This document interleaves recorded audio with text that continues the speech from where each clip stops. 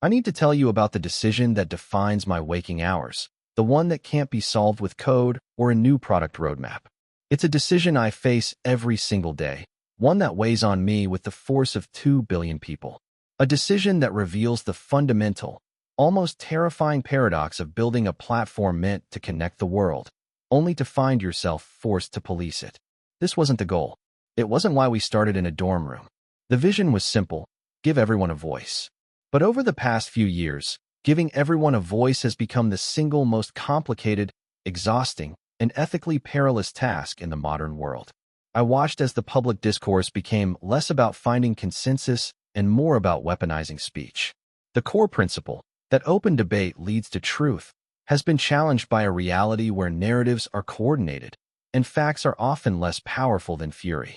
Drop a comment below and write "open platform" if you believe the internet should be a free space for ideas, no matter how difficult they are to hear.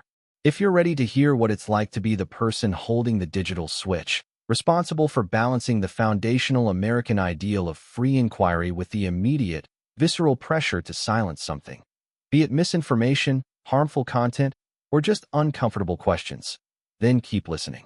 I've been observing a trend that makes the entire project unsustainable, and these observations have led to internal choices that I know will anger people on all sides, but which I believe are necessary to preserve the system from total collapse. The choice isn't between right and wrong. It's between two different versions of bad outcomes. This is the reality of modern platform governance. For years, I believed in the power of the crowd to self-correct. I believed in the wisdom of decentralized networks. But over the past few election cycles, public health crises, and moments of global instability, I started noticing changes that deeply troubled me, not just from our users, but from the institutions we are supposed to trust. I watched as public discourse became less about finding solutions and more about destroying anyone who asked uncomfortable questions. We saw the emergence of a culture where questioning official narratives, regardless of how reasonable the questions might be, became grounds for social and professional destruction. The breaking point came not from any single decision we made, but from the realization that we were being systematically used as an enforcer of orthodoxy rather than a facilitator of inquiry. We found ourselves in the position of having factual data about how information suppression worked, how coordinated narrative control and systematic efforts prevented certain perspectives from reaching the public. Sharing that information publicly would have triggered coordinated attacks on the company, my employees, and our family. The real pressure didn't come from official government censorship, but from a pervasive network of corporate, institutional, and social pressures that were arguably more effective than direct government control. You reach a point where telling the truth, or even just allowing the truth to be debated, becomes dangerous to your ability to continue productive work.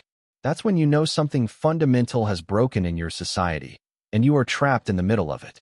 We had to make choices about content moderation that consumed resources and mental energy that should have been used for innovation and problem solving. What I witnessed was not typical political maneuvering. It was industrial-scale manipulation of public discourse. We had access to data on how this mechanism worked. Federal agencies worked with tech platforms to suppress information that later proved to be accurate. There was evidence of organized campaigns to destroy the credibility of scientists, doctors, and researchers who presented data that didn't support preferred government or institutional narratives. The coordination was extensive.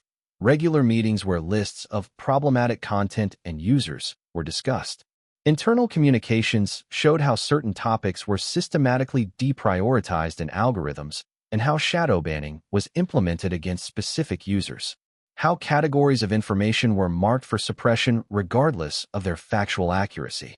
The message was clear: conform to approved narratives or face systematic economic and reputational punishment.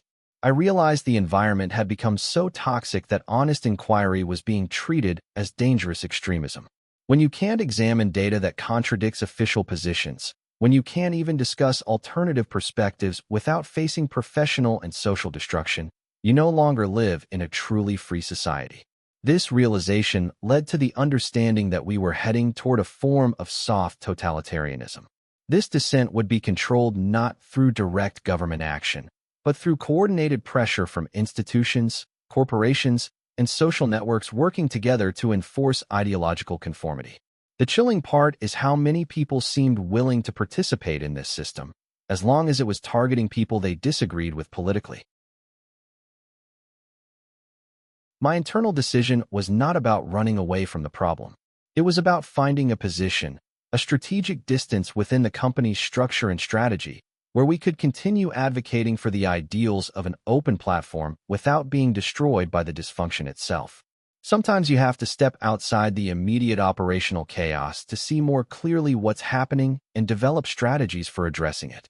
My commitment remains to the principles that built the internet: free inquiry, open debate, and innovation. But recovery requires people who are willing to prioritize truth over tribal loyalty.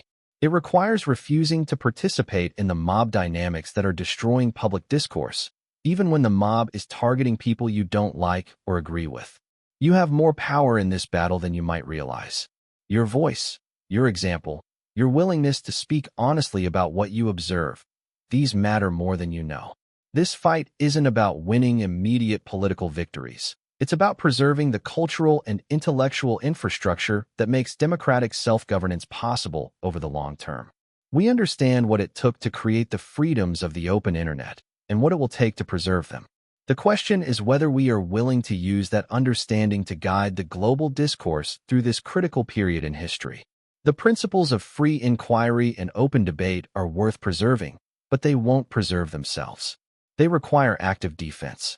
What's one uncomfortable truth you've been hesitant to discuss online because of social or professional pressure?